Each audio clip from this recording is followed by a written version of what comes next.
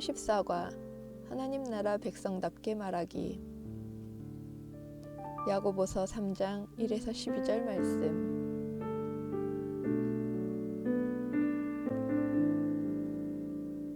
제3장. 내 형제들아, 너희는 선생된 우리가 더 큰 심판을 받을 줄 알고 선생이 많이 되지 말라. 우리가 다 실수가 많으니 만일 말에 실수가 없는 자라면 곧 온전한 사람이라. 능히 온몸도 굴레 씌우리라. 우리가 말들의 입에 재갈 물리는 것은 우리에게 순종하게 하려고 그 온몸을 제어하는 것이라. 또 배를 보라. 그렇게 크고 광풍에 밀려가는 것들을 지극히 작은 키로써 사공의 뜻대로 운행하나니 이와 같이 혀도 작은 지체로 돼 큰 것을 자랑하도다. 보라, 얼마나 작은 불이 얼마나 많은 나무를 태우는가. 혀는 곧 불이요 불이의 세계라. 혀는 우리 지체 중에서 온몸을 더럽히고 삶의 수레바퀴를 불사르나니 그 사르는 것이 지옥불에서 나느니라.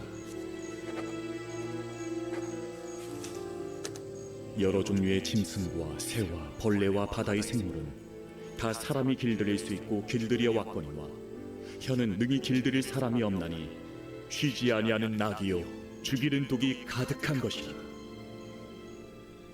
이곳으로 우리가 주 아버지를 찬송하고 또 이곳으로 하나님의 형상대로 지음을 받은 사람을 저주하나니 한 입에서 찬송과 저주가 나오는도다. 내 형제들아, 이것이 마땅하지 아니하니라. 샘이 한 구멍으로 어찌 단물과 쓴물을 내겠느냐. 내 형제들아, 어찌 무화과 나무가 감람 열매를 포도나무가 무화과를 맺겠느냐. 이와 같이 짠물이 단물을 내지 못하느니라. 언어 사용의 중요성은 아무리 강조해도 지나치지 않습니다. 하지만 우리는 말의 힘과 영향력을 잊고 살아갈 때가 많습니다. 좋은 열매와 고통의 열매는 전적으로 자신이 뿌린 말의 씨앗 때문입니다. 1. 언어의 절제. 몽골 속담에 칼의 상처는 아물어도 말의 상처는 아물지 않는다는 말이 있습니다. 무심코 한 말이 사람의 마음을 아프게 할 수도 희망과 용기를 발견하게 할 수도 있습니다. 성도는 남을 판단하는 비난 대신 하나님의 창조 섭리에서 말을 아끼는 지혜를 배워야 합니다. 자신의 혀를 잘 다스려 말에 실수를 하지 않는 사람은 온전한 사람입니다. 혀를 잘 다스리는 사람은 자기 생각과 행동을 다스릴 수 있기 때문입니다. 이 찬송의 언어. 하나님 나라의 백성은 거룩한 언어 생활을 통해 하나님을 찬양하고 이웃을 격려하며 복음을 전해야 합니다. 사람에게 악한 말을 하는 것은 하나님을 저주하는 것과 같습니다. 하나님께서 우리에게 주신 혀를 본래의 창조 목적에 따라 잘 사용해야 합니다. 내 혀는 하나님을 위해 쓰고 있는지, 내 이웃에게 유익이 되고 있는지 점검해 보아야 합니다. 3. 언어는 축복의 도구. 말에는 운명을 바꾸는 힘이 있습니다. 성경은 이러한 사실을 다양한 인물들을 통해 구체적으로 제시하고 있습니다. 인생의 대역전 드라마가 선하고 아름다운 말, 믿음과 소망의 말을 통해 시작됩니다. 하나님 나라의 백성은 축복하고 격려하는 말을 통해서 생명력을 전달해야 합니다. 사랑의 언어 생활을 통해 하늘나라를 이 땅에 실현하며 살아가야 합니다.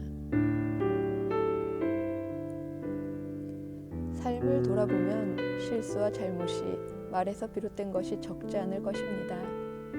혀를 잘 다스리는 사람이야말로 진정으로 지혜로운 사람입니다. 하나님 나라의 백성은 혀를 올바로 사용하며 살아가야 합니다.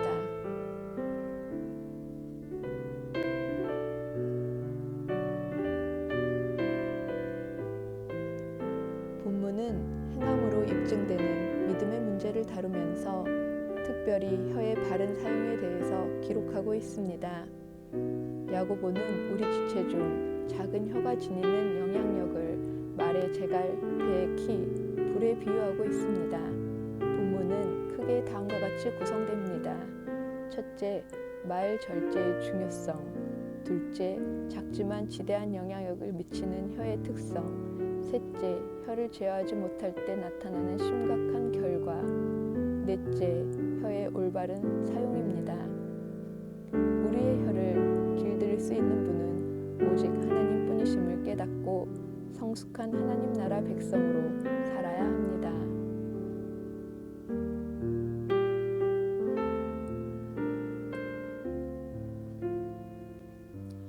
야고보는 선생된 우리에게 무엇이라고 말씀합니까? 더 큰 심판을 받을 줄 알고 선생이 많이 되지 말라고 합니다.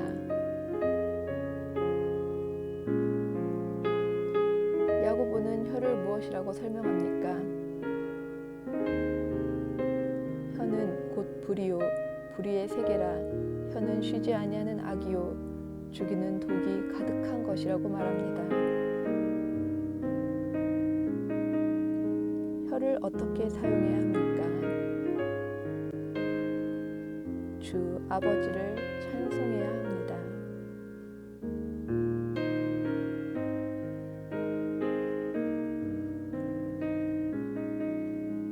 제2차 세계대전 초기에 영국의 작은 기선 한 척이 중요한 임무를 띠고 미국을 향해서 항해하게 되었습니다.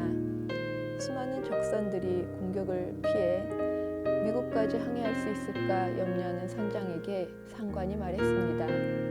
당신이 위험에 처할 때마다 이 비밀 보호를 사용해서 무전을 치면 당신에게 곧 답신이 갈 것이오.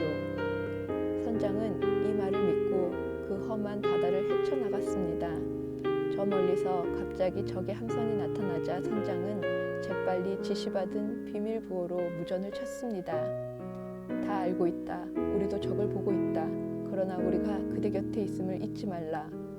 선장은 이 답신의 용기를 얻고 무사히 도착할 수 있었습니다. 하나님 나라의 백성에게도 두려워 말라. 우리가 그대 곁에 있음을 잊지 말라는 답신이 언제나 있습니다.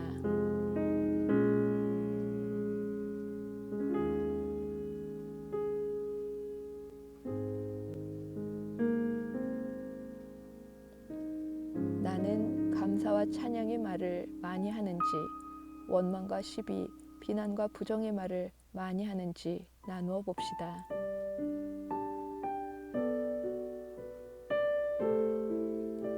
비난과 원망보다 감사와 찬양의 언어를 사용하게 하소서.